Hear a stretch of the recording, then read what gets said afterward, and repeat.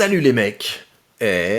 On commence par mettre une note de coupe de cheveux à son copain Victor. On fait aussi attention en mettant ses notes au bandef. Deuxième chose, j'ai essayé de me faire un latte aujourd'hui. On voit bien les différentes couches, mais je trouve que ma mousse de lait fait un peu tiep. Mais ce n'est pas de ça dont on va parler les mecs. Et ce n'est pas non plus du fait que vous allez commencer par me mettre un gros pouce. On met un gros pouce pour aider son copain Victor à croître, à grandir, et afin que je puisse vous faire un peu ruisseler de ma fortune, sous forme d'idées, sous forme de temps que je consacre avec vous pour vous aider à devenir plus riche, plus beau, plus fort. Vous connaissez l'idée.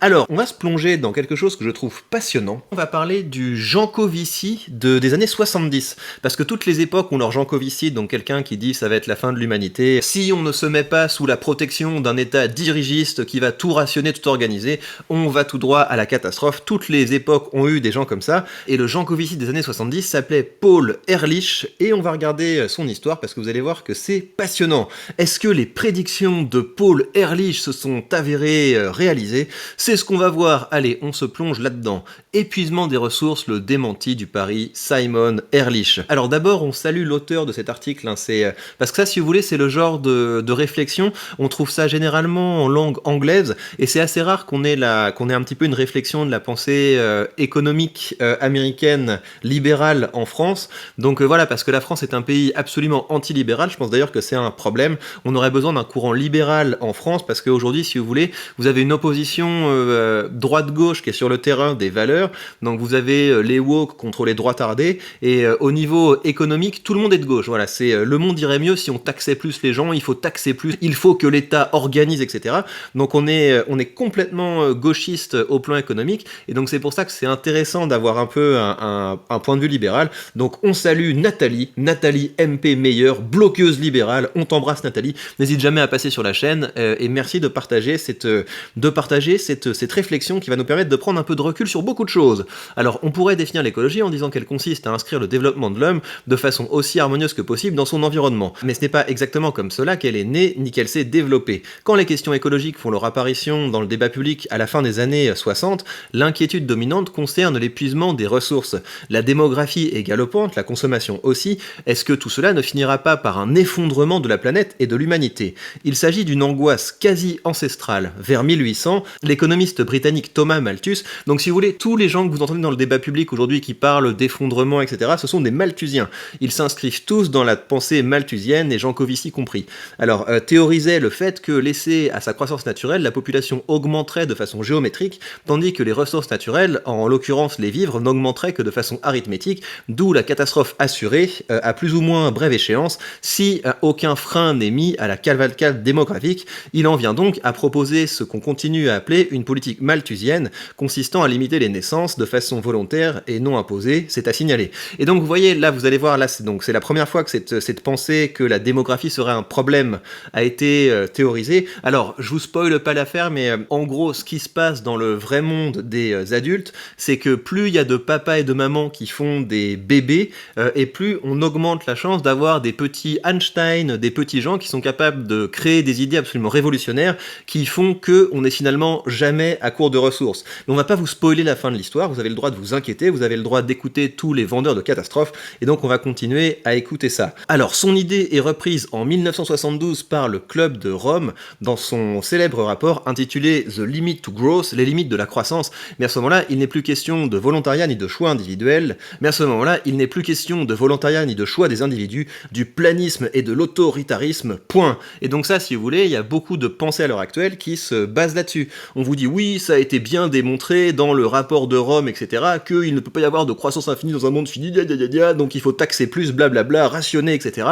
Et voilà, peut-être que finalement, c'est des conneries. On va continuer. Alors, fondé en 1968 par des scientifiques, des économistes, des fonctionnaires et des industriels préoccupés du développement durable, ce club influent considère que les ressources naturelles vont s'épuiser sous les coups conjugués des croissances démographiques et économiques économiques débridés tels qu'il les observe et tels qu'il les modélise sur une certaine année. La conclusion est apocalyptique, si rien n'est fait au plus vite, le système économique mondial s'effondrera en 2030, peut-être même en 2020, selon une mise à jour réalisée en 2022.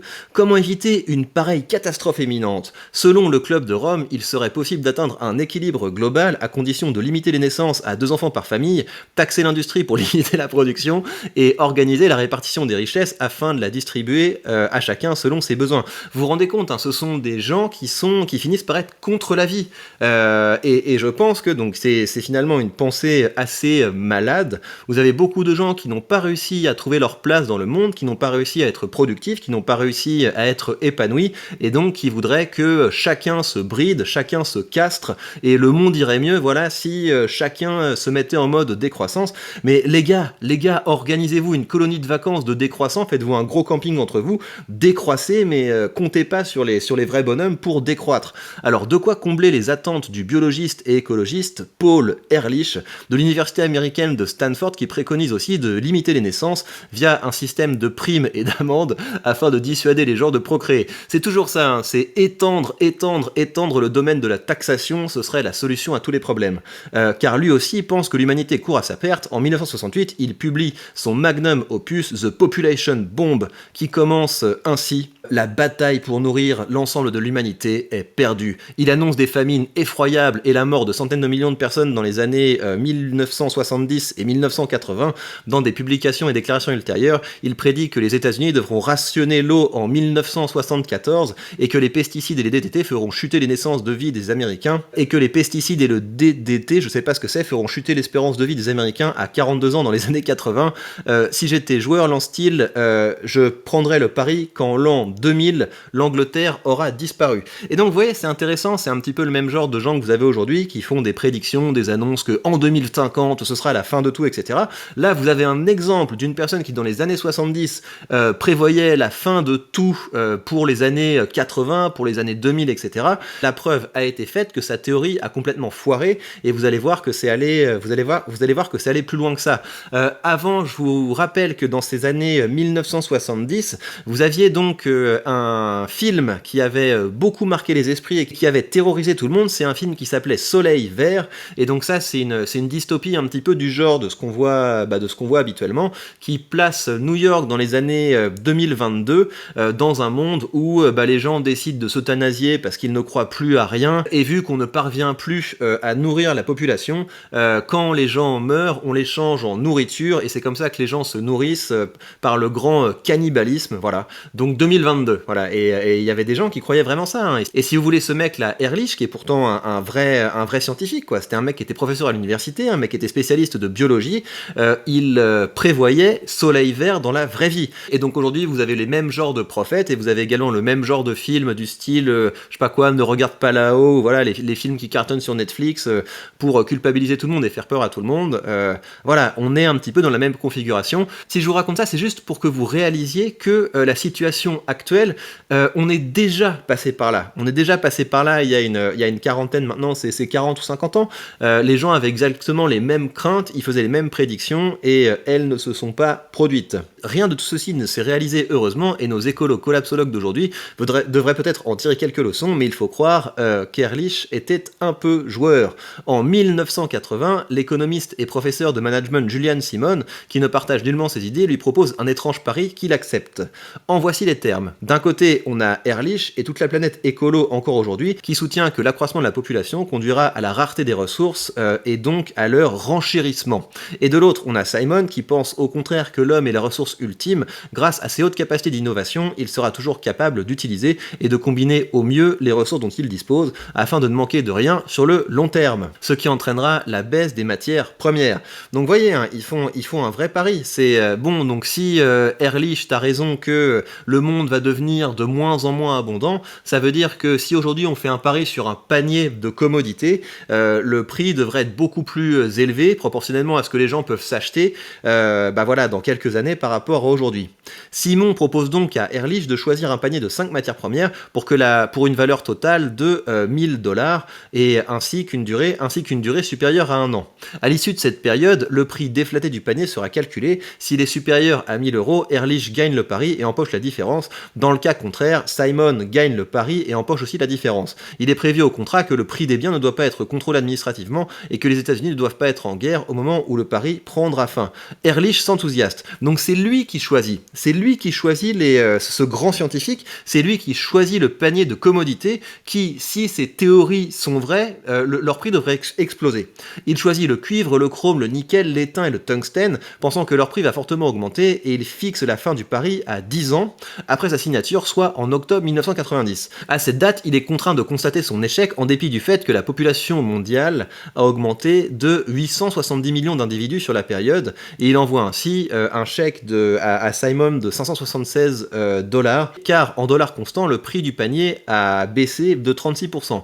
Donc sur cette période, pour que vous compreniez bien ce qui s'est passé, la population mondiale a augmenté énormément, elle a augmenté de 870 millions d'individus, et dans le même temps, le panier de commodités a baissé de 36%. Pourquoi ? Parce que plus d'humains sur Terre, ça veut dire plus de cerveaux qui réfléchissent, plus de cerveaux qui peuvent être productifs, qui peuvent imaginer des manières dont on peut remplacer certaines matières par d'autres, qui réfléchissent à des idées sur comment est-ce qu'on peut exploiter mieux certaines ressources, comment est-ce qu'on peut mieux recycler, etc. Ça veut dire ça, l'augmentation de la population. Et donc tous les discours du type « oui, le monde serait meilleur si on supprimait la moitié de la population », voilà. Il y a plein de gens qui pensent que le monde est meilleur si Thanos venait pour supprimer la moitié des gens.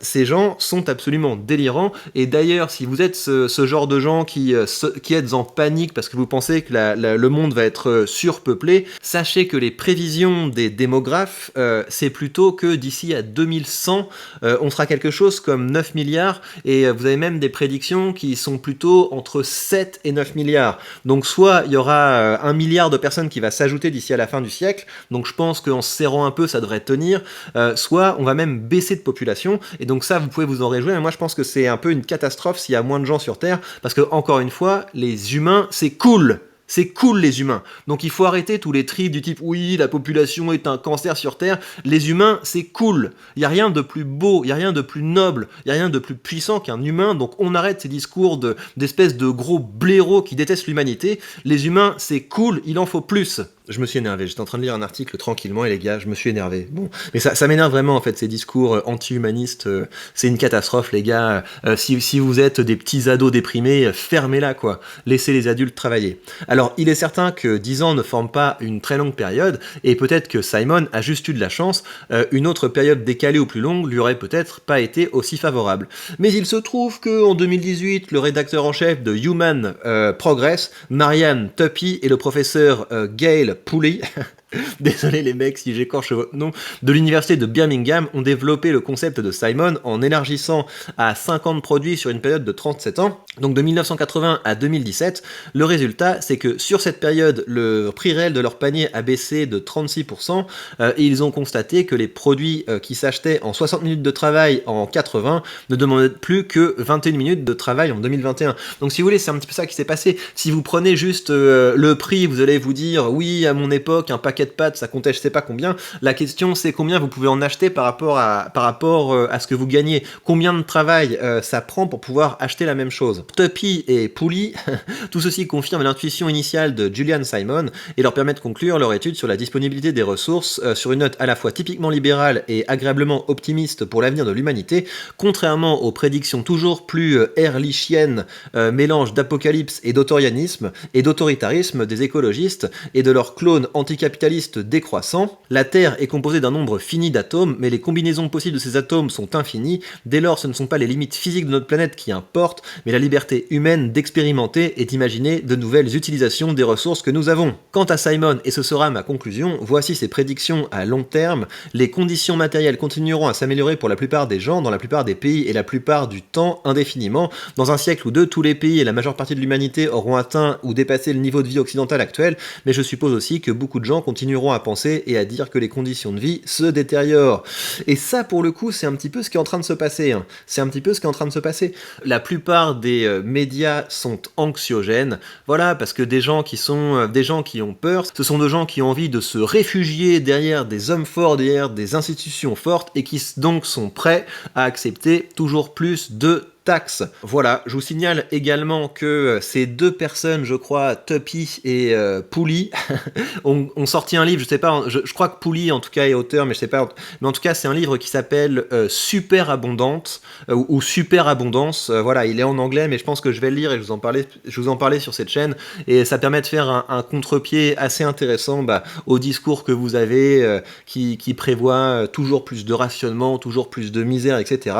Voilà, je pense qu'effectivement il y a des gens qui vont décroître. Je pense que les gens qui sont débrouillards, travailleurs, vont voir leur vie continuer de s'améliorer. Et la seule variable en fait qui va déterminer si on va avoir une vie plus belle ou non, c'est à quel point on sera libre et à quel point on pourra récupérer les fruits de notre travail. Donc si vous voulez que l'humanité prospère, il faut qu'il y ait plus d'argent dans leurs poches et moins d'argent dans les poches d'espèces de technocrates, bureaucrates, des gens qui les contrôlent, de ceux qui foutent des coups de tampon, etc. Voilà, l'administration, ça dégage, l'État, ça dégage. On laisse les humains créer, on laisse les humains grandir, et ce sera un projet beaucoup plus enthousiasmant. Voilà, alors moi, les prédictions que je peux vous faire, c'est que je vais continuer à investir. Voilà, dans 10 ans, vous allez voir ce graphe qui va continuer de grandir, vous allez voir mes dividendes qui vont continuer à rentrer, parce que je vais continuer à investir, parce qu'il y a encore sur cette terre des gens qui innovent, des gens qui créent, des gens qui créent des entreprises, ces entreprises partagent ces bénéfices avec vous si vous avez la bonne mentalité et que vous investissez. Je vous rappelle évidemment que si vous voulez commencer à investir, vous avez cette vidéo, le lien vers le courtier que j'utilise. Donc voilà, cette courbe va continuer à monter, ça c'est un pari que je prends avec vous. Et l'autre pari que je prends avec vous, c'est que je vais continuer à augmenter mes positions dans l'immobilier. Vous voyez toutes ces petites maisons, c'est des maisons dans lesquelles j'investis via la plateforme qui s'appelle Realty. Si vous ne savez pas ce qu'est Realty, vous avez l'interview avec le concepteur de Realty dans la description de cette vidéo. Récemment, j'ai acheté deux petites choses. J'ai acheté ceci. Ceci, c'est une maison multifamille à Détroit, et ça, c'est un bâtiment commercial à Détroit. Vous avez une rentabilité qui est légèrement en dessous de 10%, mais voilà, ce sont des bâtiments qui sont pas mal, qui continuent de diversifier mon portefeuille. Mes plus grosses positions, c'est ça. Donc ça, c'est un bâtiment d'habitation à Détroit, et ça, c'est un bâtiment de résidence de vacances en Floride. Ça me fait rêver, moi, cet endroit. J'ai envie, limite, de l'acheter entièrement. Donc voilà, dès qu'il y a des nouveaux bâtiments en vente, j'investis. Vous voyez que des fois vous avez des très gros bâtiments, même plusieurs immeubles, etc. Vous pouvez investir dedans, des trucs comme ça. Des fois vous avez juste des petites maisons. Vous avez un revenu qui est intéressant. Et donc là, pour le moment, ces investissements me rapportent presque 1 dollar par jour, me rapportent plus de 6 dollars par semaine, me rapportent près de 30 balles par mois et me rapportent pas loin de 350 dollars par an. Et je vous l'ai dit, mon objectif sur cette plateforme, c'est que d'ici à la fin de l'année, ça me rapporte 100 euros par mois. Donc voilà, vous pouvez faire le pari que le monde va s'effondrer. Donc dans ce cas-là, vous n'investissez pas, vous ne faites pas d'enfants. Dans ce cas-là, c'est même pas la peine de continuer à progresser, c'est même pas la peine de continuer de vous développer. Si vous faites ce pari, quand même, une bonne idée, ce serait de, voilà, si vous êtes déprimé, vous pouvez garder ça pour vous, alors vous l'écrivez dans un petit cahier, vous faites des réunions entre décroissants, vous faites des colonies de vacances entre décroissants, et puis à côté de ça, il y a des gens qui vont continuer à grandir, il y a des gens qui vont continuer à croître, et avec cette chaîne, vous pourrez suivre l'aventure de quelqu'un qui n'est pas en train de paniquer, de quelqu'un qui va continuer de s'enrichir, et vous pouvez décider de rejoindre évidemment cette voie-là. C'est la voie que je préconise, et je pense franchement que si vous suivez cette voie-là, eh bien dans 5 ans, dans 10 ans, dans 20 ans, vous serez beaucoup plus riche, beaucoup plus heureux, et vous pourrez construire une richesse générationnelle, si bien que vos enfants partiront de plus haut que vous n'êtes vous-même parti, et c'est comme ça que se perpétue la magnifique histoire de la vie. Prenez bien soin de vous et à très vite pour de prochaines news.